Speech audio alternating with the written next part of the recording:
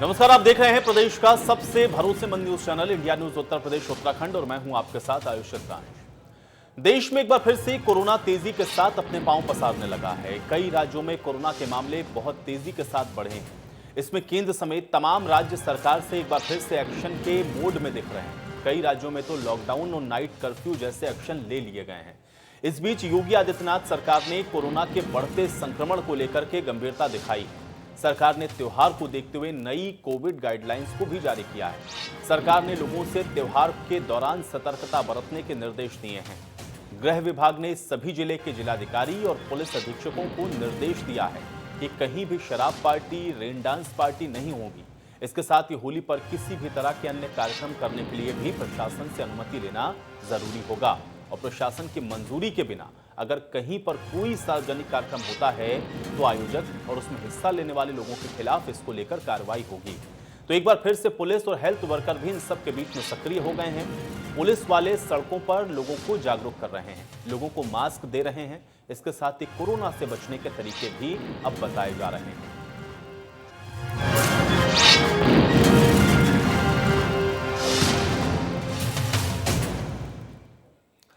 तो यूपी के कुछ जिलों में कोरोना बहुत तेजी के साथ बढ़ने लगा है। इंडिया न्यूज संवाददाता विजय मिश्रा ने कोरोना के बढ़ते मामलों को लेकर के जायजा लिया है, आप भी देखिए। उत्तर प्रदेश में एक बार फिर से कोरोना के आंकड़ों ने डराना शुरू कर दिया है। आज उत्तर प्रदेश की अगर हम बात करें तो कोरोना मरीजों की संख्या जो है वो करीब 638 के आसपास पहुंच गई है। हालांकि सिर्फ अगर हम राजधानी लखनऊ की बात करें तो राजधानी लखनऊ में 232 नए केस आए हैं। हालांकि इसको लेकर के मुख्यमंत्री ने भी समीक्षा की है और साथ ही साथ जो भी प्रदेश के नए नियमावली बनी है उसके अनुसार आपको जो भी यहाँ पर किसी भी प्रकार का कोई फंक्शन करना है या किसी भी प्रकार की कोई इस तरह की होली के त्योहार को भी मनाना है तो आपको स्थानीय प्रशासन से अनुमति लेनी होगी। इसके साथ साथ में माध्यमिक शिक्षा और प्राथमिक शिक्षा के विद्यालयों को भी बंद किया गया है और साथ ही इस बात का ध्यान रखा जा रहा है कि लोग जो हैं वो मास्क लगाकर निकले, सैनिटाइज करें और साथ ही साथ जो एक दूरी है उसको भी बना करके रखें। हालांकि सभी जिलों के डीएम ने इस बात को निर्देश दिए हैं कि जो भी लोग कोरोना का पालन नहीं करेंगे उनके खिलाफ कार्रवाई होगी। लेकिन साथ ही साथ इस बात को भी कहा गया है कि जो भी स्थानीय स्तर पर किसी प्रकार के जो त्योहार बनाए जा रहे हैं उस पर किसी प्रकार की कोई रोक न लगाई जाए। प्रसन्न गौरव के साथ विजय मिश्रा, इंडिया न्यूज, लखनऊ। तो वहीं कोरोना के बढ़ते मामलों के बीच में लोगों को एक बार फिर से अब लॉकडाउन का डर भी सताने लगा है। लोगों के अंदर आशंका जगने लगी है। ऐसे में लोगों की सरकार से अपील है कि लॉकडाउन सही विकल्प नहीं है। उत्तर प्रदेश में कोरोना का जो इन्फेक्शन रेट है फिर बढ़ने लगा है और सबसे अहम बात यह है कि यदि राजधानी लखनऊ की बात करें तो लखनऊ में स्थितियां क्या है। लोगों में जो इस समय स्थिति है वो पैनिक हो चुकी है। चूंकि लखनऊ के पिछले 3 दिन की कहानी समझे तो यहाँ पे 150 के करीब मरीज प्रतिदिन निकल रहे हैं और 600-650 को जो आंकड़ा है वो क्रॉस कर चुका है। स्थितियां यहाँ तक है कि यहाँ के व्यापारी, यहाँ की जनता, लोगों का विचार बदल गया है। पैनिक स्थिति है। उनका मानना यह है कहीं सरकार लॉकडाउन लगा सकती है, होली का त्योहार आने वाला है, किस प्रकार स्थितियां होंगी उसको लेके हम आलमबाग की मार्केट में हैं और यहाँ के कुछ व्यापारी हैं। यदि उनकी हम विचारधारा समझें तो क्या ओपिनियन आता है। सर क्या कहेंगे, स्थितियां इस समय अधिक खराब हैं, होली का त्योहार आने वाला है, प्रधानमंत्री के 1 साल हो गए जनता कर्फ्यू को लगाने के बावजूद, वैक्सीन भी है और इस समय कोरोना भी है मार्केट में, क्या आपको डर लग रहा है? हाँ, डर तो बहुत लग रहा है। चूंकि स्थितियां डे बाय डे बिगड़ रही हैं, मरीज ज्यादा निकल रहे हैं, तो हमें ऐसा लग रहा है कि कहीं ऐसा ना हो फिर से लॉकडाउन लग जाए। तो डर तो जरूर है लेकिन सुरक्षा है। अभी थोड़ा सा बस ये है कि हमें पहले से ज्यादा जानकारी है, हम लोग पूरी सुरक्षा बरत रहे हैं और लोगों को भी बरतनी चाहिए कि जिससे ये ज्यादा ना बढ़े और एक दूसरे से फैले नहीं। लखनऊ की जो इस समय स्थिति है 150 के आसपास मरीज आ रहे हैं। आपने लॉकडाउन का जिक्र किया है, क्या ऐसी स्थितियों में लॉकडाउन सरकार का फैसला सही होगा या फिर लॉकडाउन विकल्प जो चुनती है सरकार उसके लिए कोई और भी विकल्प हो सकता है? मुझे लगता है लॉकडाउन का विकल्प उतना बेहतर नहीं है। सरकार को सख्ती करनी चाहिए कि जिससे लोग सोशल डिस्टेंसिंग करें, मास्क पहने, हैंड सैनिटाइज करें और अनावश्यक भीड़ में ना जाएं। क्योंकि लॉकडाउन तो सबसे लास्ट ऑप्शन है। उससे पहले अगर हम थोड़ी सी सख्ती प्रशासन करे तो लोगों में अवेयरनेस आएगी और मुझे लगता है यहीं पर यह आंकड़ा रुक जाएगा। क्या मानते हैं आप, जो अभी पिछले 3 दिन से कहानी बदली है उसमें जिला प्रशासन ने कोरोना का जो प्रोटोकॉल है, गाइडलाइन पालन कराने के लिए निर्देश दिए हैं। आलमबाग की मार्केट में क्या ऐसे कोई अधिकारी आए, मास्क चेकिंग के लिए आए या कोई अन्य चीजों की चेकिंग के लिए आपके पास आए? नहीं, अभी तक प्रशासन की तरफ से ऐसा कोई भी हमारे पास नहीं आया और ना ही मुझे ऐसा कुछ बाजार में लोग ऐसे दिखे या पुलिस प्रशासन की तरफ से या किसी भी प्रशासन की तरफ से कि लोगों को मना कर रहे हो या उनका चालान कर रहे हो या चेक कर रहे हो, ऐसा अभी तक तो कुछ भी नहीं हुआ है। आलमबाग की मार्केट में है और जो आप सुन रहे हैं वो स्थितियां साफ हैं कि जिला प्रशासन की गाइडलाइन तो जारी होती है लेकिन उसका पालन कराने के लिए कोई भी मार्केट में अधिकारी उपलब्ध नहीं है। और भी हमारे साथ यहाँ के सहयोगी हैं। इस समय जो स्थितियां हैं, आपको क्या लग रहा है? आप हालांकि कोरोना गाइडलाइन का पालन करते हुए नजर आ रहे हैं, क्या संदेश देना चाहेंगे जो इस प्रकार के बेपरवाह लोग घूम रहे हैं मार्केटों में? हम तो यही चाह रहे हैं कि सब लोग अपना हाथ सैनिटाइज करें और मास्क लगा के रखें और उचित दूरी बना के रखें। सब लोग इसी से कोरोना का सहयोग कर सकते हैं। कहीं में कहीं यदि लॉकडाउन की स्थिति होती है तो आप अपने आप को कितना तैयार किए हुए हैं? हम तो फुल तैयारी में हैं कि अगर लॉकडाउन नहीं होगा तो बहुत अच्छा होगा। बाकी कोरोना से दूर अगर रहना है तो अपने हाथ को सैनिटाइज करें और मास्क लगा के रखें और उचित दूरी बना के रखें। यदि आखिरी सवाल आपसे होगा, यदि व्यापारिक दृष्टिकोण से समझें, चूंकि लॉकडाउन में स्थितियां जब खराब होती हैं तो व्यापारी को भी कई समस्याएं उत्पन्न होती हैं, उस दृष्टिकोण से जो आज के हालात हैं उन हालातों पे आप क्या कहेंगे और क्या सावधानी बरतने के लिए लखनऊ वासियों से अपील कर सकते हैं? भाई, हम तो यही कहेंगे कि अगर हम लोग मास्क लगाए रहें, सोशल डिस्टेंसिंग बनाए रहें और भीड़ भाड़ वाली जगहों में कम जाएं, तो हम लोग इस लॉकडाउन से बच सकते हैं। ये लॉकडाउन किसी के हित में नहीं होता है, सबका काम डिस्टर्ब होता है और सबसे बड़ी चीज गरीब तबके का तो बहुत नुकसान होता है। तो लॉकडाउन किसी के हित में नहीं है। हम उस स्थिति में जाएं क्यों? उससे पहले ही अपना मास्क लगाएं और हाथ सैनिटाइज करते रहे, सोशल डिस्टेंसिंग रखें, तो हम वहां तक जाएंगे ही नहीं। सोशल डिस्टेंसिंग का पालन करें और यदि कोरोना से बचाव करना है तो जो भी जिला प्रशासन द्वारा गाइडलाइन जारी है उसका पालन करें। ये कहानी लखनऊ के आलमबाग के व्यापारियों का कहना है। और सबसे यदि पैनिक स्थिति इस समय जो है वो जो 150 के आसपास मरीज अब प्रतिदिन निकल रहे हैं उसको लेके यदि स्थितियां लॉकडाउन की बनती हैं तो हालांकि कुछ लोगों की उसमें राय यही है कि लॉकडाउन एक अच्छा विकल्प नहीं है। बेहतर होगा कि जिला प्रशासन द्वारा जो गाइडलाइन जारी गई है उसका पालन हम करें। शासन और प्रशासन स्तर से इसका पालन कराने के लिए सख्ती से पालन कराया जाए, तभी इस कोरोना जैसी महामारी से बचा जा सकता है और आगे की जो संकेत मिल रहे हैं महामारी के उससे भी बचा जा सकता है। वीडियो जर्नलिस्ट संस्कार मिश्रा के साथ अभिषेक सिंह, इंडिया न्यूज, लखनऊ, उत्तर प्रदेश।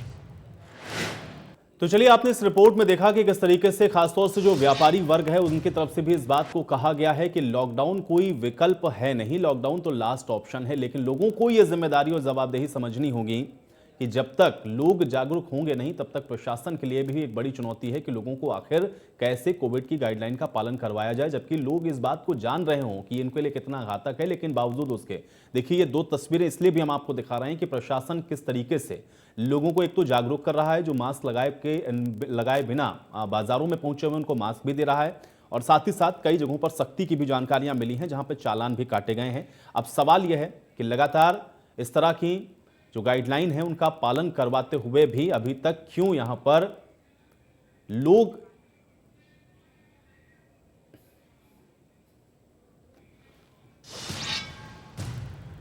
चलिए अब सीधे रुक कर लेते हैं हमारे मेहमानों का। सभी मेहमान मेरे साथ जुड़ गए, उनका परिचय पहले मैं आपके साथ करवा देता हूं। डॉक्टर एस देव जी हमारे साथ जुड़ रहे हैं, वरिष्ठ चिकित्सक हैं, बहुत स्वागत है डॉक्टर एस देव जी आपका इस चर्चा में। सैयद जरीन जी हमारे साथ जुड़ रहे हैं, सामाजिक कार्यकर्ता हैं, सैयद जरीन जी आपका भी स्वागत। और राघवेंद्र सिंह जी हमारे साथ जुड़ रहे हैं, प्रवक्ता हैं भारतीय जनता पार्टी के। राघवेंद्र सिंह जी आपका भी बहुत स्वागत है। राघवेंद्र जी, सबसे पहले चर्चा की शुरुआत में आपसे ही करना चाहता हूं। एक तरफ तो हम लोग देख रहे हैं कि कोविड का जो ग्राफ है वो बहुत तेजी के साथ बढ़ रहा है। आज भी 47,260 के आसपास ये आंकड़ा था पूरे देश की। अगर हम लोग बात करें प्रदेश को देखते हुए और साथ ही साथ आसपास अब जो त्योहार आ रहे हैं उनको देखते हुए कैसे आप लोग तैयार हैं, और साथ साथ ये तस्वीरें भी आप देख रहे होंगे कि लोग जानते समझते हुए भी मानने को तैयार नहीं है, क्या बड़ा चैलेंज देख रहे हैं और कैसे इससे निपटा जाए? राघवेंद्र सिंह जी। देखिए, पहली बात तो यह है, उत्तर प्रदेश की विशालता को देखते हुए पहले भी कोरोना कंट्रोल से बाहर नहीं हुआ था, अभी भी कोरोना हमारे उत्तर प्रदेश से कंट्रोल से बाहर नहीं हुआ। हमारी सरकार ईमानदारी से इससे लड़ रही है और आगे भी लड़ती रहेगी। हमारे योगी आदित्यनाथ जी जब पहली बार कोरोना का केस आया था तो उत्तर प्रदेश में कोई भी लैब नहीं थी कोरोना टेस्टिंग की। वर्तमान में 234 कोरोना टेस्टिंग लैब है और RT-PCR लैब 45 है। वर्तमान में 1,75,000 बेड हमारे यहाँ है। ये तो रही व्यवस्था की बात। वर्तमान में वैक्सीनेशन सरकारी अस्पतालों में बड़े पैमाने पर किया जा रहा है, लोग उसमें जागरूकता भी है, बड़े पैमाने पर वैक्सीनेशन करवा भी रहे हैं। प्राइवेट अस्पतालों में भी कराए जा रहे हैं। इस तरीके से हमारी व्यवस्थाएं बिल्कुल चाक चौबंद है और हमारी सरकार शुरू से इस व्यवस्था को लेकर के लड़ रही है। डॉक्टर एस देव जी, मुझे ये बताएं, चूंकि हम लोग देख रहे हैं कि जो कोरोना का ग्राफ है वो अचानक से बहुत तेजी से बढ़ा है। एक वरिष्ठ चिकित्सक होने के नाते क्या सिर्फ इतना भर मान लेना कि लोग जागरूक नहीं हैं या लोग अवेयर नहीं हैं या लापरवाही कर रहे हैं इसलिए हुआ है, या इसके पीछे कुछ और भी तथ्य हैं? ये आंकड़े अचानक से क्यों बढ़े हैं? 47,260 के आसपास आज पूरे देश का आंकड़ा है और लगातार बढ़ रहा है, क्यों हो रहा है? अच्छा, जी जी, हाँ, देखिए, ये मानना कि अचानक लोग लापरवाह हो गए हैं, ये पूरी तरह से सही नहीं है।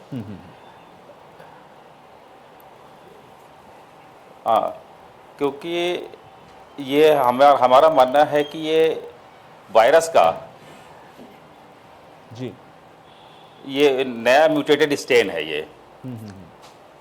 क्योंकि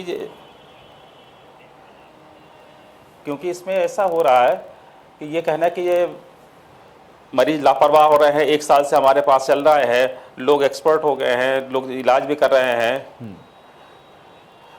एक्सपर्ट हो गए हैं, और इसमें ये कहने ये इस तरह से जो है वैक्सीनेशन भी शुरू हो गया है, हमारे चिकित्सक भी तैयार हैं। अचानक बढ़ने का जो है सेकंड फेज कहते हैं, थर्ड फेज कहते हैं। सेकंड थर्ड फेज इसीलिए आता है क्योंकि उसमें ये वायरस बहुत जल्दी म्यूटेट करता है। ये नया म्यूटेटेड वायरस है, ऐसा मेरा सोचना है।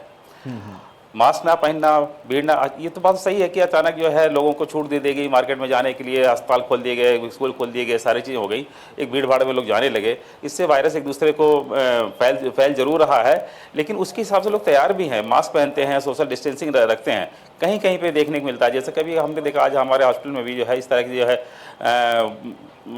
कोरोना का पालन नहीं कर रहे थे।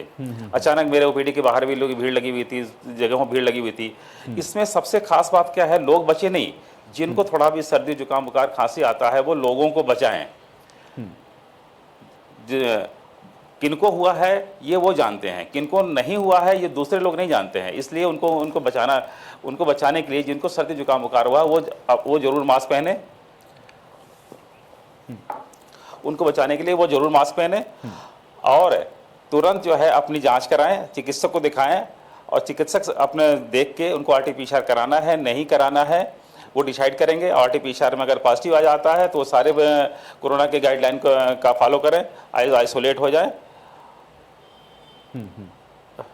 और जैसे कि दूसरे का जिनको नहीं हुआ है वो मास्क पहनते हैं, ठीक है, लेकिन जिनको हो जाता सर्दी जुकाम बुखार वो तुरंत अपने घर से ही वो थोड़ा सा लोगों से मिलना जुलना बंद कर दें। मास्क और मास्क में अक्सर देखा है लोगों ने वैसे मास्क पहने के जो ऑर्डिनरी मास्क होते हैं, सर्जिकल मास्क होते हैं, उसको पहन लेते हैं।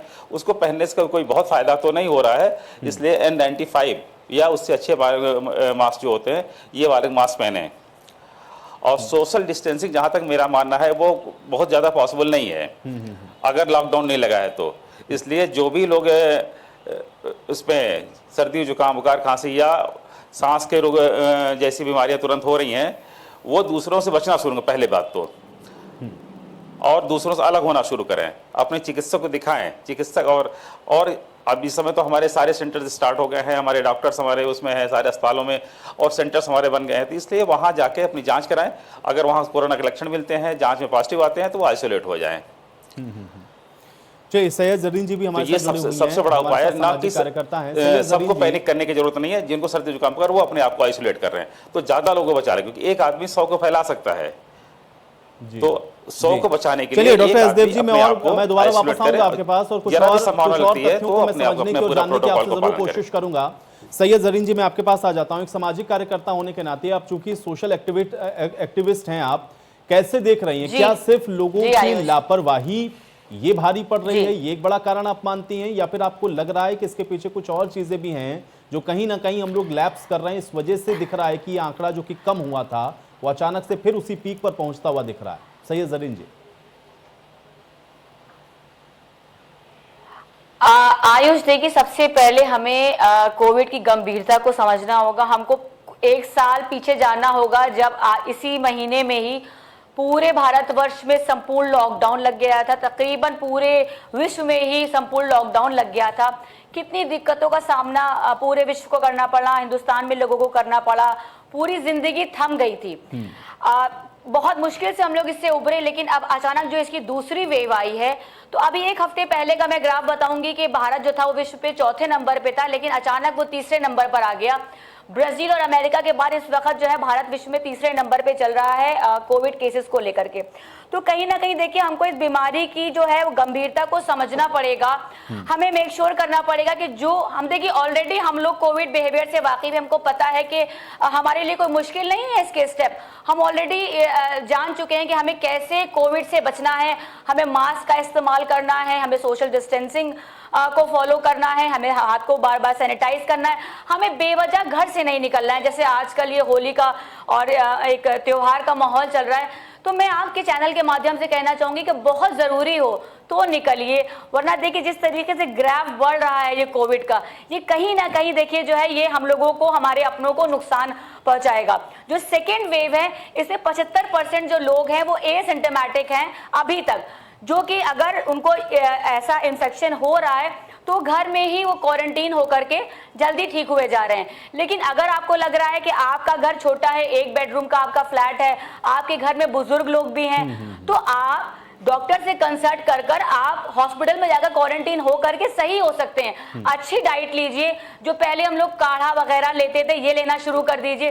देखिए हम अगर चाहेंगे तो हम देश में जो है इस बीमारी को बढ़ने से बचा सकते हैं, लेकिन अगर हम ही लापरवाह हो जाएंगे। अभी मैं स्टूडियो आ रही थी, मैंने देखा लोग बिल्कुल मास्क का इस्तेमाल नहीं कर रहे हैं और बिल्कुल बस भीड़ में लोग निकले जा रहे हैं। तो कहीं ना कहीं शासन और प्रशासन दोनों को सख्ती की जरूरत लगानी पड़ेगी, क्योंकि जब तक सख्ती नहीं होगी तब तक जो है ये बीमारी, देखिए अचानक ये एक उग्र रूप धारण करती है, अचानक इसमें पेशेंट जो है वो आईसीयू में पहुंचने लगते हैं। तो कहीं ना कहीं अगर अभी हल्का है तो उसको हल्का ही रहने दें और अपनी एक सुनियोजित तरीके से हमें कोविड से लड़ना है, हमें इसके रूल्स को फॉलो करना है। और अगर आपको बीमारी, अगर आपको लग रहा है कि आपको इन्फेक्शन है तो तुरंत आप टेस्ट कराएं और छुपाएं नहीं। आप जो अपने आंकड़े हैं, देखिए इसमें हेल्थ सर्विलांस भी बहुत जरूरी है, तो जो आपके आंकड़े हैं वो गवर्नमेंट में पता होना बहुत जरूरी है। तो मेक श्योर कि जो लोग हैं वो अपना टेस्ट कराएं। आजकल तो अब तो 45 अगर उम्र से ज्यादा के लोग हैं तो अब तो वैक्सीनेशन भी स्टार्ट हो गया है। तो मेक श्योर जो 45 साल से उम्र से ज्यादा के लोग हैं वो वैक्सीनेशन करवाएं और प्लीज इसकी गंभीरता को समझें, क्योंकि बहुत से ऐसे लोग हैं जिन्होंने अपने अपनों को इस बीमारी में खो दिया है। उनका दर्द पूछिए, प्रवासी मजदूरों का दर्द देखिए जिनके कारोबार तबाह हो गए, गरीबों का दर्द समझिए। तो इस बीमारी की गंभीरता को समझिए। राघवेंद्र सिंह जी, मुझे एक चीज समझाएं, चूंकि ये बात जब वैक्सीन आई और जब वैक्सीन लगनी शुरू हुई उसके बाद भी प्रधानमंत्री ने कही और बाकायदा अपने संबोधन में उन्होंने एक नहीं कई बार इस बात का जिक्र किया कि वैक्सीन आई जरूर है, लेकिन हमको जरूरत अभी भी उन प्रोटोकॉल्स की है जो हम लोग कोविड में कर रहे थे। और क्योंकि अभी कोविड गया नहीं है, क्योंकि एक भी पेशेंट जब तक बचा हुआ है वो एक कौन है उसको आप नहीं जानते हैं और उससे फिर वो फैल सकता है। तो आज जो मुस्तैदी, आज जो चुस्ती दिख रही है, 47,000 जब आंकड़ा पहुंचा उसके बाद ये ड्राइव या फिर ये मुस्तैदी कहां थम गई थी, क्यों कम हो गई थी? क्या इसके लिए जिम्मेदार नहीं है प्रशासन? क्योंकि कोविड तो था, देश के अंदर खत्म नहीं हुआ था। आज जो सख्ती है ये बीच में लैप्स क्यों हुई? राघवेंद्र जी देखिए आयुष जी, सरकार की तरफ से कहीं पर भी कोई हीला हवाली नहीं है, चाहे केंद्र की सरकार हो चाहे उत्तर प्रदेश की सरकार हो। हमारे योगी आदित्यनाथ और माननीय प्रधानमंत्री जी पूरा एड़ी चोटी का जोर लगाए हुए हैं कोविड की समाप्ति के लिए। हमारे देश के वैज्ञानिकों ने टीका बनाया, उसके लिए बहुत बहुत बधाई और बहुत ईमानदारी से वैक्सीनेशन हो रहा है। इस विषय में गाइडलाइन नई भी आ चुकी है, जिसके अनुसार उत्तर प्रदेश में जो नए आयोजन है उनमें तत्काल प्रभाव से पाबंदी लगा दी गई है और जो पुराने आयोजन थे, सार्वजनिक आयोजन, उन पर भी रोक लगा दी गई है। तो हमारी सरकार कहीं पर भी हीलावाली नहीं कर रही। मैं आयुष जी में एक बात पूछना चाहता हूँ, आज मैंने देखा कि कोई राजनीतिक दल का प्रवक्ता कोई बैठा नहीं हुआ है। आज मैं उसे पूछता, मैं आपके चैनल के माध्यम से ये बताना चाहता हूँ, क्या ये काम सरकार का ही है, सरकार के मुख्यमंत्री प्रधानमंत्री का ही है, सरकार के सांसद विधायक और मंत्रियों का ही है, विपक्षी दलों का कोई काम नहीं है? क्या ये जो महामारी है इसमें क्या राजनीति करनी चाहिए? अरे भाई, हमारे जो है राजनीतिक दलों के नेता तो ये कह रहे हैं जो वैक्सीन राघवेंद्र जी देखिए, कोरोना कोई राजनीति देखकर नहीं आता है ना, कोरोना भारतीय जनता पार्टी देखता है ना समाजवादी पार्टी, और इसलिए मैं चाहता नहीं या फिर हम लोग चाहते नहीं कि ऐसे विषय पर कोई राजनीति हो। क्योंकि अब आप सत्ता पक्ष से हैं, कुछ जिम्मेदारी और कुछ जवाबदेही आपकी है, इसलिए आप इस चर्चा में हैं हमारे साथ। और इसीलिए मैं आपसे जानना चाह रहा था राघवेंद्र जी, क्योंकि मुझे ये समझाएं कि अगर कोरोना का प्रकोप गया नहीं, कोरोना का जो प्रकोप खत्म हुआ नहीं, तो आज प्रशासन जिस मुस्तैदी के साथ काम कर रहा है, मेरा सवाल यही था कि ये जो चीजें हैं लोगों को उस तरीके से क्यों नहीं वहां पर इंप्लीमेंट करवाई जा रही थी। और अभी देखिए जरीन जी भी यही बात कर रही थी कि वो स्टूडियो आ रही थी तो उन्होंने देखा कि लोग मास्क नहीं लगाए हुए थे। ये तो एक कंटिन्यूअस प्रोसेस है ना, वो रुक क्यों जाता है? अभी अगर आज के भी हम आंकड़ों को देखें राघवेंद्र जी, आज आपने सख्ती बरतनी शुरू करी है, एक टाइम आएगा कि जब ये फिर मिनिमाइज हो जाएगा, लेकिन मिनिमाइज होने के दौरान भी अगर ये प्रोटोकॉल पालन नहीं होता रहा तो फिर से ये उसी पीक पर पहुंचेगा। ये वो चीज लोग कंटिन्यूअस प्रोसेस में क्यों नहीं करवा पा रहा है, ये प्रशासन इसको सुनिश्चित क्यों नहीं कर पा रहा है, मैं ये समझना चाह रहा हूँ राघवेंद्र जी। नहीं, सुन लिया, आपके विषय आ गया मेरे पास। ठीक है, इसमें प्रशासन और सरकार का कहीं कोई हीलाबाजी नहीं है, मैं पूरी ईमानदारी से कह रहा हूँ ये बात। ये जो है, जो थोड़ी सी सुसुप्ता हो गई थी जनता के एंगल से हो गई थी, जनता को ऐसा लग रहा था कि ये कोविड चला गया है, क्योंकि गिरावट तो आई थी। हमारे देश की जो जिस तरीके से वैक्सीनेशन हो रहा है, हमारे देश की सरकार ने जिस तरीके से इसकी लड़ाई लड़ी है, WHO ने भी उसकी तारीफ की है। और उत्तर प्रदेश में जिस तरीके से इसका वैक्सीनेशन और इसकी प्रक्रिया से लड़ाई लड़ी गई, हमारी केंद्र सरकार ने इसकी तारीफ की है। तो इस विषय को कहना कि हमारी सरकार, प्रदेश की सरकार या केंद्र की सरकार ने कहीं कोई ढील दी है, ये कहीं भी कोई न्यायोचित नहीं है। आयुष जी, देश की अन्य राजनीतिक दलों का भी ये काम है कि जनता में जागरूकता बनाने का काम करें। अपने जैसे कोई भी व्यक्ति राजनीतिक दल के लोग हैं, दल के नेता हैं, वो अपना टीका लगवा करके टेलीविजन या व्हाट्सएप या सोशल मीडिया में इसको सार्वजनिक करें, अखबारों में सार्वजनिक करें। मैं ये बात कहना चाहता था आयुष जी, मेरी बात आपने पूरी नहीं की। क्या राहुल गांधी या उनके कोई, ये बताइए, किसी भी विपक्षी दल के नेता ने टीका लगा के ये सार्वजनिक? ठीक है राघवेंद्र जी, ये तो उनको समझना है, ये तो उनको समझना है कि आखिर वो क्या दिखाना चाहते हैं और क्या बताना चाहते हैं। ये अपनी उनकी खुद की पार्टी लाइन है, वो अब उनसे इसका क्या जवाब देना है। अब वो लगाएं टीका ना लगाएं, अब वो तो कोरोना देखेगा ना कि उनको कांग्रेस पार्टी को कोरोना होना है कि नहीं होना है। भाई, कोरोना किसी को थोड़ी ना देखेगा कि वो बीजेपी है कि कांग्रेस है। और जनता के लिए मैसेज देने के लिए मुझे लगता है कि बहुत सारे माध्यम है, जरूरी नहीं है कि विपक्षी दल ही उस बात को बताए तभी जनता तक वो मैसेज कन्वे हो। मुझे तो लगता है जनता आपकी बात ज्यादा सुनती होगी शायद, इसलिए आप सत्ता के अंदर हैं, ज्यादा मात्रा में जनता आपको सुन रही है, इसलिए आपकी भागीदारी बहुत जरूरी है, इसलिए आप हैं यहाँ पर। राघवेंद्र जी, मैं फिर से उसी बात को कहूंगा, क्योंकि अभी भी आपने देखा, तस्वीरें आप देख रहे हैं कि लोग मास्क लगा नहीं रहे हैं। अब प्रशासन उनको कह रहा है कि नहीं आपको मास्क लगाना है, और नहीं लगा रहा है तो चालान भी आप लोग कर रहे हैं। यही चीज मैं पूछ रहा हूं आपसे बार बार कि ये कंटिन्यूअस प्रोसेस में क्यों नहीं था? लोगों ने जब हिला हवाली शुरू की तो उसी समय आप लोगों को इसको थोड़ा सा कंट्रोल करना चाहिए था, क्योंकि लोगों को अल्टीमेटली अगर आप वो मानेंगे नहीं अवेयरनेस से, तो फिर आपको प्रशासन का डंडा आखिर तो चलाना पड़ेगा ना। नहीं, निश्चित रूप से नई गाइडलाइन में ये विषय आया है, जनता को सतर्क किया जा रहा है और जागरूकता अभियान चलाने की वो बात आई हुई है। नई गाइडलाइन में ये चीज आई है और हम लोग ईमानदारी से उसका अनुपालन भी करा रहे हैं। मैंने बताया नई गाइडलाइन में क्या क्या काम नए तरीके से हो रहा है। स्कूल वगैरह बंद कर दिए गए, सार्वजनिक कार्यक्रम रद्द किए गए, भीड़ भाड़ वाले कार्यक्रमों के आयोजनों पर रोक लगा दी गई है। जैसे जो कुंभ मेला है उसमें भी नई गाइडलाइन आ गई है। तो सरकार पूरी ईमानदारी से काम कर रही है। अगर उसमें कोई कटघरे में खड़ा करता है तो मुझे नहीं लग रहा है प्रदेश और केंद्र सरकार को कटघरे में नहीं खड़ी किया जा सकता। सैयद जरीन जी क्या कहना चाह रहे हैं? मैं एक चीज पूछना चाहूंगी कि अभी जो बात हो रही थी कि जाहिर सी बात है कि जो जनता होती है वो अपने राजनेताओं को फॉलो करती है, केंद्र से फॉलो करती है। बंगाल चुनाव चल रहे हैं, लगातार जो है वहां प्रधानमंत्री खुद जाके रैलियों को संबोधित कर रहे हैं, इतनी भीड़ में चुनाव का प्रचार चल रहा है। केरला जो है वो इस वक्त भारत के 6 राज्यों में ऐसा है जहां पर सबसे ज्यादा तेजी से कोरोना बढ़ रहा है। वहां अमित शाह जी जाकर के रैली कर रहे हैं, इतनी भीड़ में रैली कर रहे हैं। तो कहीं ना कहीं देखिए जनता इस चीज को गंभीरता से नहीं ले रही, क्योंकि जब राजनेता ही इस चीज को गंभीरता से नहीं ले रहे तो जनता कहां से इसको गंभीरता से लेगी? राघवेंद्र जी जवाब दें। नहीं, बिल्कुल सही कह रहे हैं जो हमारी मैडम कह रही हैं, इस विषय को सरकार ध्यान में दिए हुए। लेकिन एक बात और है, क्या चुनाव को रोका जा सकता है इन विषयों को लेकर के? जब कोई महामारी आती है तो निश्चित रूप से वो लंबे समय के लिए होती है कोई भी वायरस समाप्त होने की स्थिति में नहीं होता है। जीवन भी चलेगा, सभी प्रक्रिया भी चलेगी।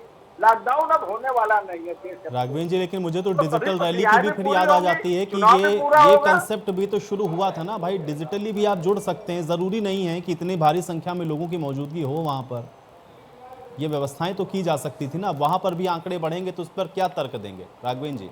और ये बात सही कही है जरीन जी ने, क्योंकि अगर मैसेज देने की बात होगी तो चाहे राहुल गांधी हो या फिर प्रधानमंत्री मोदी हो या अमित शाह हो या कोई भी नेता हो, ये सभी राजनीतिक पार्टियों की जिम्मेदारी है। तो फिर वो मैसेज कौन कन्वे कर रहा है? क्योंकि सभी राजनीतिक पार्टियां चुनाव लड़ रही हैं।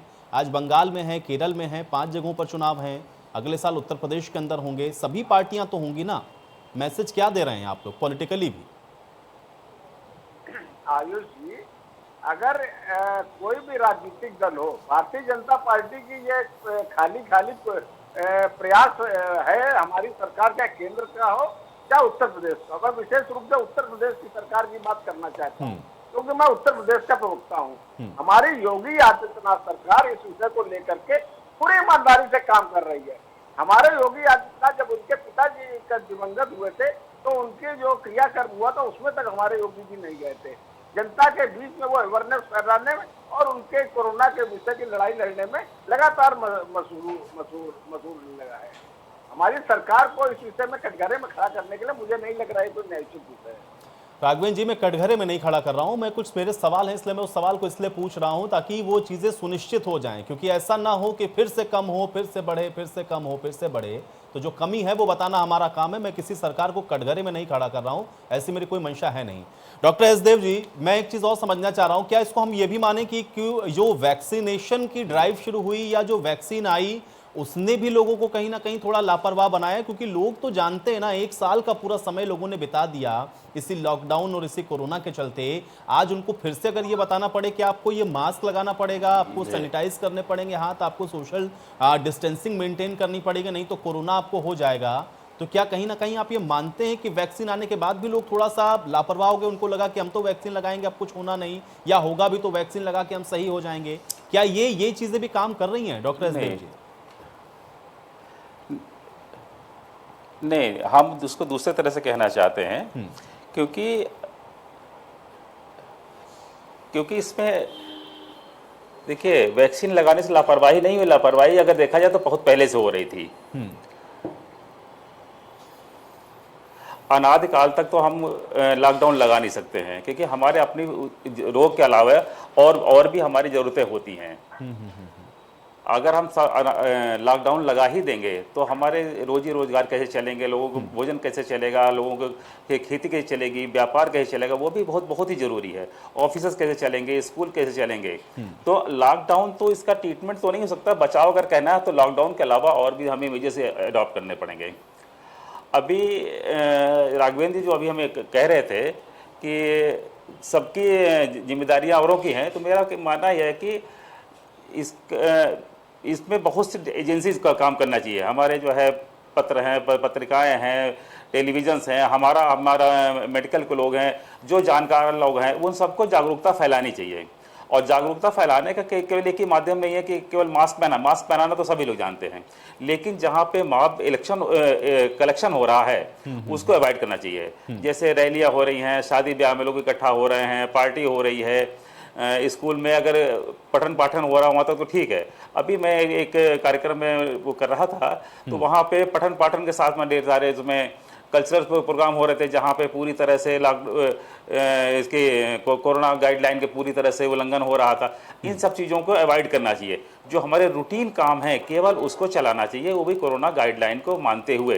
केवल मास्क पहन के लेने से, 2 मीटर की दूरी बना लेने से अगर ये कहा जाएगा कि कोरोना से बचाव हो जाएगा, ऐसा नहीं है।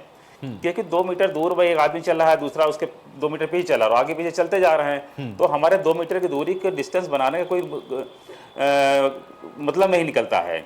तो जो अननेसेसरी गैदरिंग हो रही है, जैसे बहुत मीटिंग है इकट्ठा, एक हॉल में ढेर सारी मीटिंग हो जाए, स्कूल में कोई प्रोग्राम हो रहे हों, एक ढेर सारी जगह किसी तरह के लोग इकट्ठे हो जाएं, कोई मीटिंग बड़ी सी हो जाए, इन सब चीज़ों को अभी अवॉइड करना चाहिए, लेकिन रूटीन काम हमारे चलते रहने चाहिए।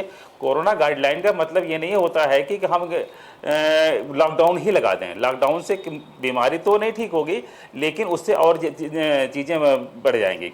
जैसा मैंने पहले बताया, बचाव का सबसे बढ़िया तरीका यह है, जिसको भी कोरोना नहीं डॉक्टर एसदेव जी, लेकिन एक चीज मैं और समझना चाहूंगा ना, क्योंकि मैं जब से ये कोरोना की महामारी देश के अंदर आई है, बहुत सारी चर्चाएं डॉक्टर एसदेव जी मैं कर चुका हूं इस विषय पर। डॉक्टर एसदेव जी, मुझे ये बताएं कि क्योंकि अगर एक पेशेंट भी बच रहा है, डॉक्टर एसदेव जी, अगर एक पेशेंट भी कोरोना पॉजिटिव है तो फिर वो उतना ही खतरनाक है जितना कि ये 47,000 या 50,000 का डेली मिल रहा है। जैसे अभी बताया कि जो है कुछ एसिम्प्टोमेटिक लोग हैं, एसिम्प्टोमेटिक लोग जो है ऐसे होते हैं कि उनके अंदर का जो वायरस होता है वो इतना स्ट्रांग नहीं होता है कि उस पेशेंट को इन्फेक्ट कर सके, और इतना भी नहीं होता है कि किसी दूसरे को जो है इन्फेक्ट भी कर सके। इन्फेक्ट उन्हीं को करता है जिनकी इम्यूनिटी कम होती है। अब इम्यूनिटी भी एक अजीब से एक शब्द है कि इम्यूनिटी को बढ़ना ही बहुत अच्छी चीज़ नहीं मानते हैं। इम्यूनिटी एक कंपैरेटिव किसी भी चीज़ के लिए स्पेसिफिक होती है। जैसे कोरोना की इम्यूनिटी कोरोना में रहेगी, कोरोना की इम्यूनिटी किसी दूसरे चीज़ में नहीं जाएगी। तो ऐसे इम्यूनिटी अगर कहा जाए कि जनरल इम्यूनिटी बूस्टर कोई चीज़ ऐसी होती है, आजकल मार्केट में बहुत से लोग जनरल इम्यूनिटी बूस्टर कर लेते हैं, ऐसा कुछ भी नहीं होता है। इम्यूनिटी बूस्टर जो होता, अगर किसी पर्टिकुलर सेल की इम्यूनिटी अगर बूस्ट कर जाती है तो उसको कुछ और भी कहते हैं, मेलिग्नेंसी कहना शुरू करते हैं। तो जो इम्यूनिटी बूस्टर की बात करते हैं जो मार्केट में आता है, तो वो उनको देखना चाहिए। हाँ, हमें हेल्दी खाना खाना चाहिए, हेल्दी फूड लेना चाहिए, हेल्दी हमें एटमॉस्फेयर में रहना चाहिए, हेल्दी हमें सांस लेना चाहिए, जैसे कुछ हमें एक्सरसाइज करने चाहिए, योगा करने चाहिए, हमें थोड़ा सा टहलना चाहिए, प्रॉपर नींद लेनी चाहिए। ये हमारे शरीर के इम्यूनिटी को मॉड्यूलेट करता है, ठीक रखता है। इम्यूनिटी बढ़ाना ये शब्द अजीब सा बेक सा टर्म है। जैसे किसी पर्टिकुलर सेल की इम्यूनिटी अगर बढ़ती है तो वो उसको भी अच्छा नहीं माना जाता है। बस जब कोरोना का कोई इलाज नहीं है तो बचाव ही हमें इलाज करना पड़ेगा। हाँ, तीसरे सबके जो बता रहे हैं कि वैक्सीनेशन से लोगों को लापरवाही हुई है, तो वैक्सीनेशन के बाद में लोगों को लगा कि अब तो ठीक है वैक्सीनेट हो गया, तो मैंने भी वैक्सीनेशन कराया है, मेरा भी दोनों हो गया था। लेकिन वैक्सीनेशन के बाद में भी लापरवाह हो ही जाता है आदमी कि वैक्सीनेट हो गए हैं, अब तो कोरोना होना नहीं है। वैक्सीन इसीलिए होती भी है और सही मानों में होती भी इसीलिए है। कोई भी वैक्सीन इसीलिए होती है कि भाई ठीक है वैक्सीन हमने लगा लिया अब तो कोरोना नहीं होना चाहिए, यही पर्पज भी होता है। उसको लापरवाही नहीं कह सकते हैं, उसको कॉन्फिडेंस कह सकते हैं या ओवर कॉन्फिडेंस कह सकते हैं। क्योंकि अभी सभी लोग वैक्सीनेट नहीं हुए हैं, इसलिए उसको लापरवाही से उसमें ला सकते हैं। जो उनको वैक्सीन लग गई है, अब हमारे यहाँ एक चिकित्सक हैं, वो उनको दोनों डोज लग गई थी, उसके बाद वो पॉजिटिव आ गए, इस समय वो है आइसोलेट है, क्वारंटाइन है, वो होम क्वारंटाइन है। तो वैक्सीन लगाने से हम उसको लापरवाही नहीं बल्कि ओवर कॉन्फिडेंस कह सकते हैं। जब सबको लग जाएगी वैक्सीन उसके बाद देखा जाएगा जैसे भी होगा। सैयद जरीन जी, आप क्या कहना चाह रहे थे? एक पिक्चर क्लिक कर दो। देखिए आयुष में जैसे अभी वैक्सीनेशन की डॉक्टर साहब बात कर रहे थे तो मैं उसके बारे में थोड़ा सा बताना चाहूंगी कि देखिए कुछ लोगों में भ्रम है कि वैक्सीनेशन के बाद भी लोगों में कोरोना हुआ जा रहा है। तो ये बात समझना ज़रूरी है कि अगर आपने पहला डोज लिया है और उसके बाद आपको दूसरा डोज लेना भी ज़रूरी है। दोनों डोजों के बीच में और दूसरी डोज के बाद भी आपको जो कोविड बिहेवियर है, जैसे आपको मास्क भी लगाना है, आपको हाथ को सैनिटाइज भी करना है, आपको एक सोशल डिस्टेंसिंग भी फॉलो करनी। ये नहीं कि आप बिल्कुल आप मजबूत हो गए और आप बिल्कुल आप कुछ भी कर सकते हैं। तो आप कोविड, क्योंकि देखिए जो आपको वैक्सीनेशन होता है, जो आपको कोविड की वैक्सीन लग रही है, ये आपकी इम्यूनिटी को बूस्ट करता है, कोई आपको जादू नहीं कर देता है। तो ये समझना जरूरी है। और दूसरी चीज के लोगों में ये भ्रम है कि भाई इसको लगाने से बुखार आ रहा है, साइड इफेक्ट्स हो रहे हैं। तो देखिए कोई भी वैक्सीन अगर लग रही हो, इवन अगर बच्चों को भी जो बचपन में टीका लगाया जाता है उसके बाद बच्चे भी बीमार पड़ जाते हैं, हल्का फुल्का बुखार आ जाता है। तो अगर इस तरीके के साइड इफेक्ट्स है तो घबराने की जरूरत नहीं है। आप यकीन मानिए कि ये जो वैक्सीन है ये भारत के वैज्ञानिकों ने बहुत ही मतलब मैं उनको धन्यवाद करना चाहूंगी कि उन्होंने बहुत ही एक अच्छा आविष्कार करा, बहुत जल्दी बनाई है। ये मैं किसी सरकार को क्रेडिट नहीं दूंगी, ये किसी सरकार ने नहीं बनाई, चाहे वो केंद्र में हो चाहे विपक्ष में हो। ये हमारे देश के वैज्ञानिकों ने बहुत मेहनत से बनाई है। तो अगर बनाई है तो आप इससे घबराइए नहीं, आप इसका टीका लगवाइए और फिर अगले महीने इसका दोबारा भी इसका आप डोज लीजिए। ये आप यकीन मानिए। और उसके बाद जो कोविड के जो नियम है उनको आप फॉलो कीजिए। लेकिन सैयद जरीन तो जी, कम आपने से इस कम बात जो को इसका कहा जो कि स्टिंग लोगों है, के जो अंदर ये जो भ्रम दूसरी है, लहर आई तो है, तो आप तो कम एक से कम सामाजिक जी। कार्यकर्ता हैं सैयद जरीन जी, आप जाती हैं, लोगों के बीच में ये भ्रम फैला जी। कौन रहा है? क्योंकि कुछ पॉलिटिकल पार्टीज के जी। बड़े लीडर्स के भी ऐसे स्टेटमेंट हैं जो खुद ये कह रहे थे कि मैं इस वैक्सीन को नहीं लगवाऊंगा। क्या ये सब एक बहुत बड़ा कारण होता है? धीरे धीरे करके मल्टीपल जब ये होता है तब हम लोग देखते हैं कि इम्पैक्ट ये होता है कि कुछ लोग इस तरीके के भ्रम में आते हैं और वो कहीं ना कहीं पूरी सोसाइटी के लिए घातक होता है। सैयद जरीन जी, कौन आपको इस तरीके की अफवाहों को फैला रहा है? आयुष, इसके लिए मैं कहना चाहूंगी, देखिए मैं अफवाहों की बात नहीं करूंगी। इसके लिए मैं कहना चाहूंगी, जैसी कोविड वैक्सीन आई सबसे पहले बीजेपी ने इसका क्रेडिट ले लिया कि ये बीजेपी ने बनाई है, तो जाहिर सी बात है विपक्ष भी हमला करेगा। देखिए, आप कोरोना को लेकर राजनीति ना कीजिए, ये एक बीमारी, इससे लोगों की जान जा रही है, इससे विश्व में एक आपदा है, विश्वाई आपदा है जिससे पूरी दुनिया परेशान है। तो इस पे राजनीति करना कोई अच्छी बात नहीं है। ये वैज्ञानिकों ने बनाई है, इसको तो खुद एक स्टेटमेंट आना चाहिए प्रधानमंत्री का कि इसमें किसी पार्टी का क्रेडिट नहीं जाता है। इसका क्रेडिट पूरा 100% शुद्ध 100% हमारे देश के वैज्ञानिकों को जाता है, उनकी मेहनत को जाता है, तो उसको समझना बेहद जरूरी है। मुझे लगता नहीं सैयद जरीन जी, वैसे कभी किसी भारतीय जनता पार्टी के नेता ने कहा कि बीजेपी ने ये वैक्सीन बनाई है। वो बात अलग है कि अब इनकी सरकार में अब वो चूंकि हुआ है तो विपक्षी शुरू में आई था, शुरू में अगर आप बैंक में जाएंगे जब ये आई थी तब इस तरीके से न्यूज़ चैनल्स पे इसकी हेडलाइन चल रही थी। हमारे प्रधानमंत्री जी ने वैज्ञानिकों को ही धन्यवाद दिया गया, हेडलाइन चली थी, वैज्ञानिकों को ही धन्यवाद दिया गया। खैर, बीजेपी की वैक्सीन कैसे हो सकती है? भारतीय जनता पार्टी के नेता थोड़ी ना बनाएंगे सैयद जरीन जी। ठीक है राघवेंद्र जी, लेकिन मुझे बताएं, थोड़ा तैयारियों पर मैं जिक्र जरूर करूंगा। एक तो होली का त्यौहार अब बिल्कुल नजदीक है और ऐसे में आंकड़े बढ़ रहे हैं। नई गाइडलाइंस तो जरूर जारी हुई हैं, लेकिन उसको कैसे एग्जीक्यूट कराएंगे, इंप्लीमेंट कैसे कराएंगे, क्या टेक्निक, क्या रणनीति अब आप लोग की रहने वाली है? थोड़ा सा अगर इसको बता पाएं सरकार के पक्ष की तरफ से। देखिए, सबसे पहले तो मैं जरीन जी के बयान का पूरी तरीके से खंडन करता हूँ। भारतीय जनता पार्टी की सरकार ने, किसी नेता ने यह बयान नहीं दिया था कि भाजपा की वैक्सीन है। प्रधानमंत्री जी ने पहले दिन वैज्ञानिकों को बधाई दी कि ये वैज्ञानिकों ने जो वैक्सीन बनाई है उसके लिए बहुत बहुत बधाई। इसलिए मैं कहना चाहता हूँ, सर मैं आपको बताना चाहूंगी, कुछ चैनल वालों ने खुश करने के लिए हेडलाइन यही चलाई थी। नहीं मैडम, कहीं नहीं कहा था, बात ये खत्म हो गई है। इस बात बिना तथ्य प्रमाण के बात मत किया करिए। हमारी सरकार ईमानदारी से प्रयास कर रही है। उत्तर प्रदेश में जो मृत्यु दर देश के सभी राज्यों में सबसे कम है, ये बात सही है। उत्तर प्रदेश देश का सबसे बड़ा राज्य है। वर्तमान में कुछ 1000 के आसपास 600 कुछ केस है उत्तर प्रदेश में। घबराने की बात जरूर है, अवेयरनेस की जरूरत जरूर है, लेकिन जनता में जागरूकता फैलाने की बहुत आवश्यकता है। सरकार तो अपना काम कर ही रही है, पूरी ईमानदारी से कर रही है, पूरी निष्ठा से कर रही है। सामाजिक संगठनों का भी ये काम है और उत्तर प्रदेश के विभिन्न राजनीतिक दल जो विपक्ष में बैठे हुए उनका भी काम है। सरकार जो अपनी ईमानदारी से काम कर रही है, वर्तमान में पर्याप्त मात्रा में हमारे बेड है, पर्याप्त मात्रा में लैब है, पर्याप्त मात्रा में अवेयरनेस है, नई गाइडलाइन के सख्ती से अनुपालन कराया जा रहा है। हमारी सरकार ईमानदारी से और पूरी ईमानदारी से इसमें संकल्पित है।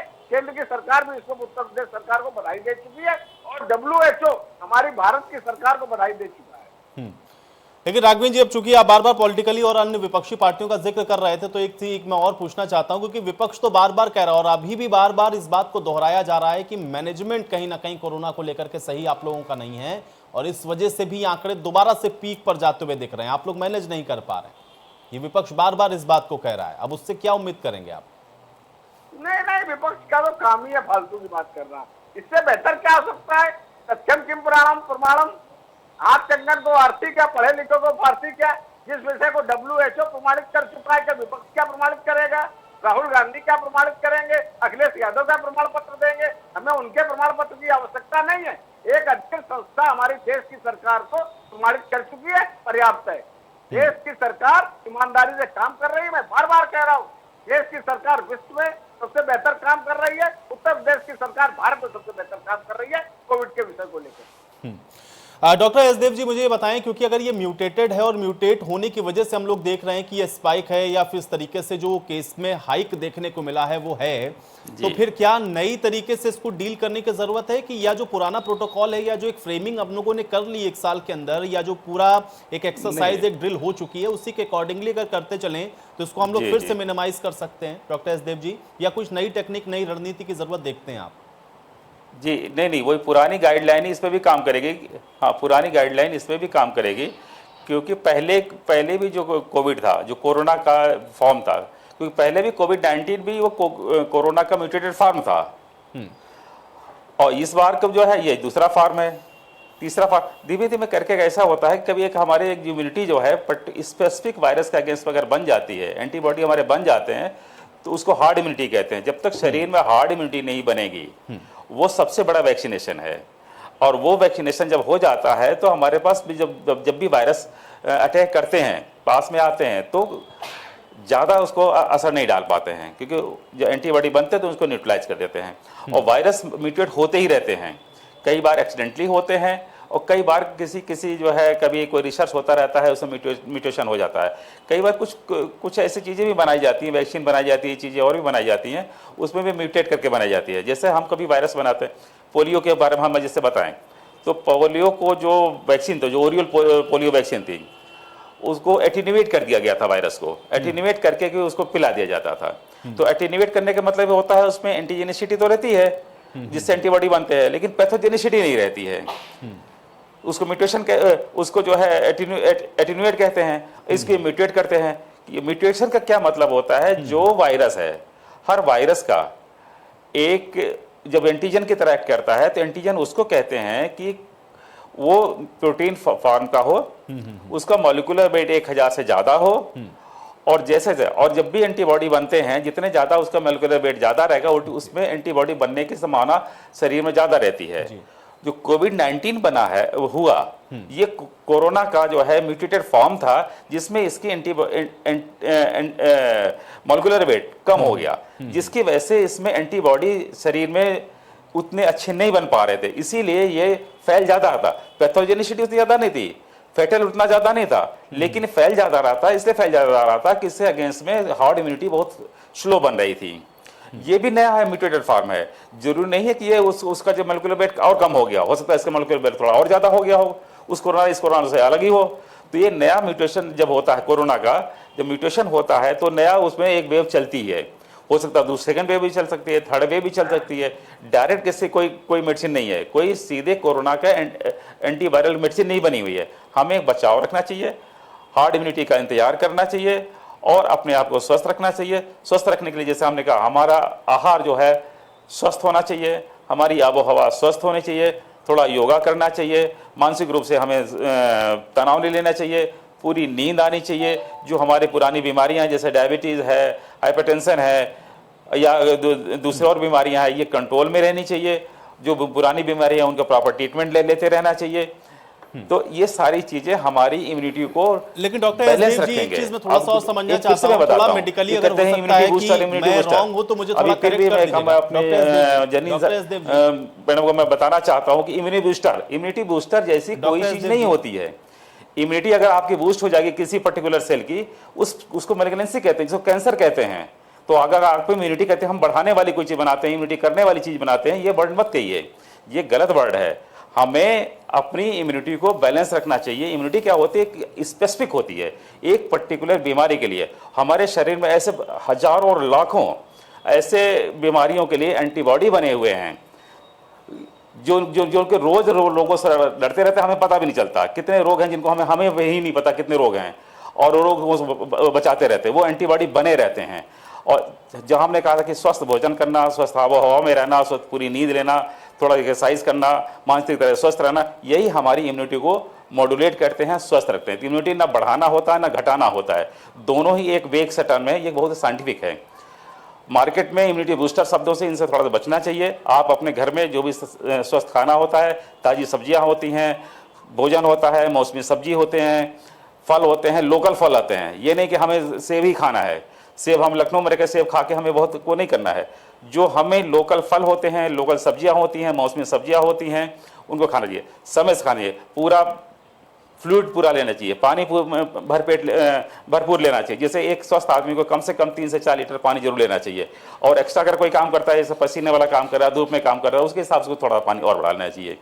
ये सारी चीज़ें होना चाहिए। हमें मानसिक और शारीरिक रूप से बैलेंस रहते हुए रहना चाहिए। यही हमारी किसी भी रोगों से लड़ने के लिए उसके खिलाफ एंटीबॉडी बनाते हैं। वैक्सीन जो होती है उस पर्टिकुलर रोग से के अगेंस्ट में एंटीबॉडी बनाती है। वो एंटीबॉडी दूसरे रोगों में काम नहीं आ सकती है। कई बार ऐसा होता है कि एक रोग की जो एंटीबॉडी बनी शरीर में, वैक्सीन लिया, उससे ऑटो इम्यूनिटी डेवलप हो जाती है, जिसको ऑटो इम्यून डिजीज कहते हैं। तो उस एंटीबॉडी से दूसरी बीमारियां भी होती रहती हैं, जिसको ऑटो इम्यून डिजीज, वो और भी खराब है, जिससे हम लोग और भी नहीं उसको ठीक कर पाते हैं। ऑटो इम्यून डिजीज अगर किसी वैक्सीन से हो जाता है वो ज़्यादा ही बुरी चीज़ है। जैसे रूमेटॉइड आर्थराइटिस है, ऑटो इम्यून डिजीज है, ऐसे ढेर सारी ऐसे बीमारियां हैं जो ऑटो इम्यून डिजीज है। इम्यूनिटी बढ़ जाने से वो रोग तो ठीक हो गया, लेकिन हमारे शरीर में परमानेंट दूसरे रोग आ गए। सैयद जरीन जी, अगर लोग इस चीज तो को हमारा समझने के लिए तैयार ना दवा नहीं है उसके बचाव और उससे बिल्कुल ठीक है। सैयद जरीन जी, अगर लोग इस चीज को समझने के लिए तैयार ना हो, चूंकि आप एक सोशल एक्टिविस्ट हैं, जा रही हैं उस सोसाइटी के बीच में भी आप देख रही हैं, तो क्या एक बड़ा चैलेंज देखती हैं? क्योंकि लोगों को तो पता है, पूरा एक साल लोगों ने बिता दिया और अभी भी लोगों को पता है कि लोग इन्फेक्टेड हो रहे हैं या पॉजिटिव हो रहे हैं, लेकिन फिर भी ना तो वो मास्क लगाने के लिए तैयार हैं, ना ही वो सोशल डिस्टेंसिंग को फॉलो करने के लिए तैयार हैं। तो फिर आखिर इनको कैसे रोका जाए? क्योंकि अगर ये नहीं करेंगे तो ये दूसरे के लिए भी घातक हैं, अपने लिए तो हैं ही। सैयद जरीन जी, क्या एक बड़ा चैलेंज देखती हैं आप इसको? जाहिर सी बात है, जाहिर सी बात है। जी बिल्कुल बिल्कुल। देखिए आयुष, जैसे अभी मास्क की बात हो रही थी और सोशल डिस्टेंसिंग की बात हो रही थी, इससे त्यौहार का अभी माहौल चल रहा है, होली का पर्व आने वाला है। आप बाजारों में जाइए, वैसी ही भीड़ है, लोग बिल्कुल जो है वो सोशल डिस्टेंसिंग का पालन नहीं कर रहे हैं।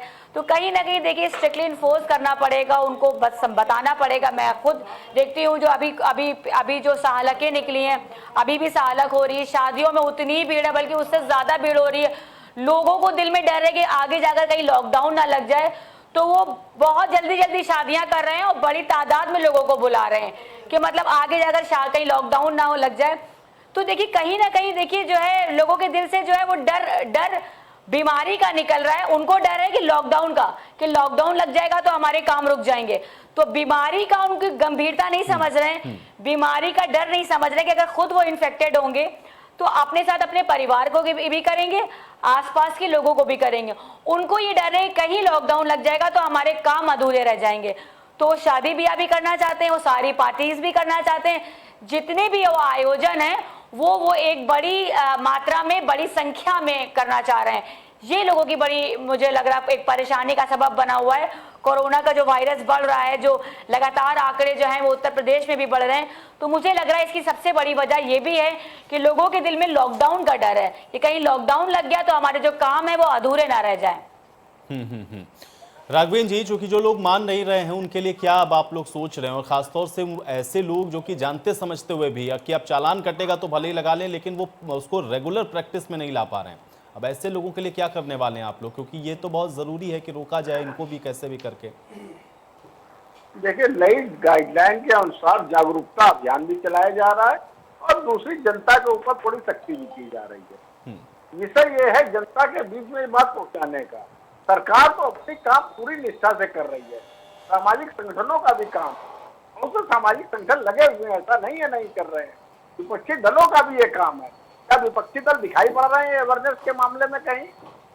इन लोगों को भी ये बेवजह के बयान देने से बेहतर ये है समाज में जा करके जागरूकता अभियान फैलाएं कि धार्मिक संगठन भी ऐसे हैं जो अभी भी निष्क्रिय पड़े हुए हैं, उनको भी जाना चाहिए, अपने वर्गों के बीच, अपने समाजों के बीच में कहने जाना चाहिए कि इस विषय को लेकर के जो पहले कुछ बयान आ चुके हैं मैं उस विषय में नहीं जाना चाहूंगा। इसमें समाज के अपने अपने जो धार्मिक लोग हैं, धार्मिक जनता से संबंधित लोग, उनको कहना चाहिए इस विषय में कोई ऐसा नहीं है, आप लोग ईमानदारी से और पूरी किसी संकोच के आप टीकाकरण कराइए। वो सब लोग जब सामूहिक जिम्मेदारी का निर्वाह करेंगे तो टीकाकरण भी पूरा होगा और ये कोरोना भी फैलने से बचेगा। चलिए राघवेंद्र जी, आप किसी बात के साथ इस चर्चा में यही समाप्त करूंगा। आप सभी का बहुत शुक्रिया अपना समय निकालने के लिए, इस चर्चा का हिस्सा बनने के लिए। हालांकि ये बात सही है कि कोरोना के आंकड़े लगातार बढ़ रहे हैं, लेकिन इसका इलाज भी सिर्फ यही है कि आपको सोशल डिस्टेंसिंग रखनी है, मास्क लगाना है और हाथों को सैनिटाइज करते रहना है। तभी इस महामारी से आप भी बच सकते हैं और देश भी बच सकता है। आज बड़ी बहस में मेरे साथ फिलहाल इतना ही।